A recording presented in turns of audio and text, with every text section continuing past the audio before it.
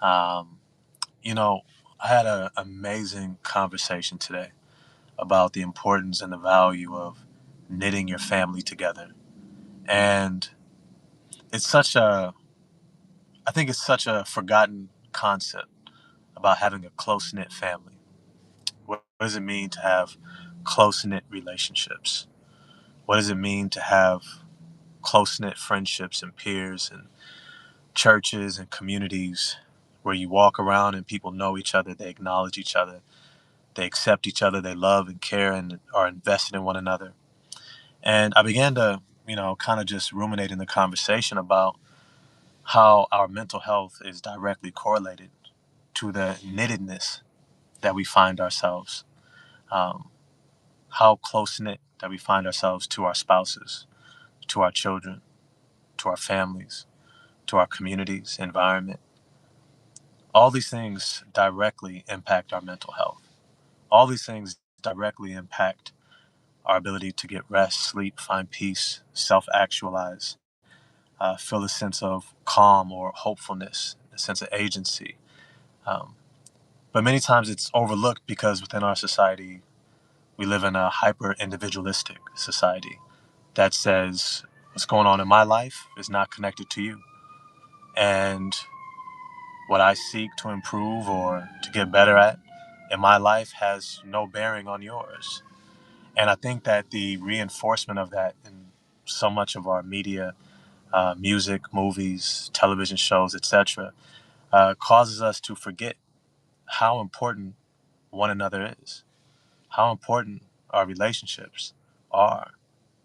Now, the challenge at times is, not all of us are coming from the healthiest of relationships, families, parent child relationship dynamics, spousal dynamics. And it can be hard. It can be hard to know how do we move forward? How do we care for these relationships? How do we re-knit ourselves together when feeling torn apart, whether it's by divorce or abuse or different things that have taken place in relationships? But I will say this: there's no magic wand that makes relationships better, healthier, um, turn from night to day to where now you feel ecstatic and you feel safe and you feel a sense of belonging. These things might take years, decades even, to work on. But I'll say this, that many times the value is not necessarily in the end goal of finding a idea of success in our relationships where they reach this place in which we go, okay, we have succeeded in making this relationship this, right? The value is in the work. And I say that because one of the things that when I work with couples, I have to talk about, and even families with parents and children, is that conflict is not a bad thing. Conflict is not a bad thing. Conflict is an opportunity for two people to go deeper in relationship. It's an opportunity. And this is really important to hang on to, is that many times,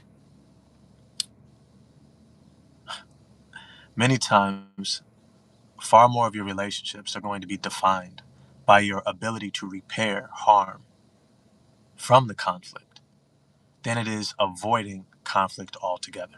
I'll say that again. Most of your relationships are going to be defined. They are going to find themselves knit back together, strengthened, empowered, given a sense of confidence from your ability to repair harm, from your ability to repair after something has happened that disrupted our sense of safety and belonging. You see, those initial feelings can feel terrifying.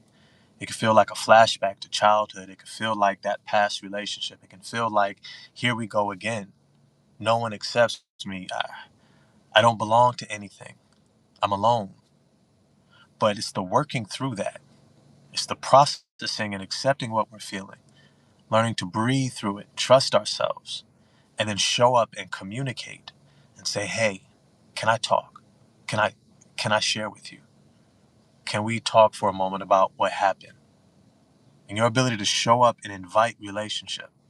Now, it's not to say that everyone is going to respond the way that you want them to, but the value is in the work. The value is in, no, I acknowledged me. I acknowledged what I was going through.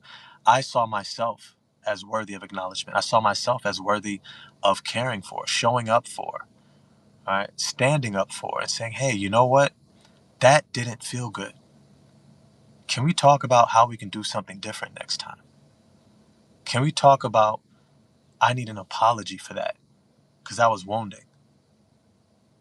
Now, I know this can be, kind of a scary thought because many of us grew up with parents who did not take any accountability for how they impacted us. I mean, even just thinking about bringing it up to them is like, ooh, that's probably not happening. They're not going to receive that. But just because they don't receive it today doesn't mean that they won't ever receive it. Just because we might be planting a seed today doesn't mean that it's not watered elsewhere. It might be watered by a video just like this that they're watching on YouTube, and then something clicks, and then something happens, and it says, "Oh my God, was that what my child was trying to talk to me about?" And then the next time, it might be years later that you talk again, and all of a sudden you see something open up. You see repair start to take shape, and this is what the slow knitting together process of relationship takes place, and the willingness to show up for ourselves first and foremost, and then also to show up for one another, because many times those of us who have seen parents not take accountability, many times we also struggle to take accountability. Many times we also struggle with the same things that were modeled to us. And so as we begin to break the cycle in ourselves and begin to try to practice something different with others, that's also the process in which we become change agents with our children, with our friends, with our family members, and we show up differently. And so, like I said, it's not always about, it gets changed overnight and everything is better, but the knitting ourselves together as a community, as a family, as a relationship, as a parent and child, spouse, that process is invaluable, and it directly impacts our own mental health. Because if I can't acknowledge me to me, if I can't acknowledge what I'm going through, if I can't acknowledge what I've experienced, then how can I expect to create relationships that do that for me? How can I normalize the receptiveness and openness to be able to communicate and to be able to step into a space where we can join together and we can move through experiences together? Because that truly is the strength of relationships, is that we know we can overcome and endure things because we can look back on the past and say that we have. I can point to when we did. I'll often say, my sister, she's barely a year older than me. They call them Irish twins. And me and her are like best. I mean, she's like my best friend, like for real. I love her more than I could ever let her know. And I do my best to let her know as much as possible. She lets me know.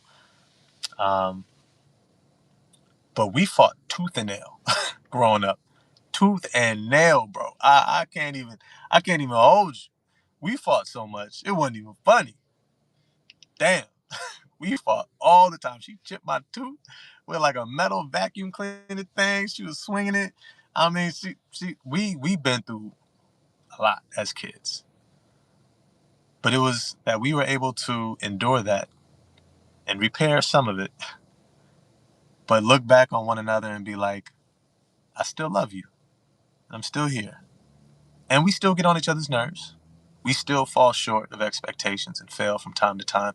But the willingness to keep showing back up and repair harm is how we continue to knit ourselves together in relationship. And that's why we have such a strong relationship. It doesn't mean that it is impervious to ever being broken. It doesn't mean that it's, impenetrable. It just means that it has a strength that can call upon memory and history to say we know how to overcome and move through. And if we don't know how to in the current circumstance, we can utilize what we've learned in the past to help support us in moving forward into the future. I hope this helps. My name is Ross Nyaga. I'm a family and relationship care coach. I love what I do, and I believe in relationships in our communities. And our relationships, I truly believe, they start with the one that we have with ourselves. And if you're struggling in improving the relationship with yourself, caring and loving for yourself as you desire to in your life, hit me up, and maybe we can do some work together. I hope you have an amazing day, and I'll be back soon. Peace.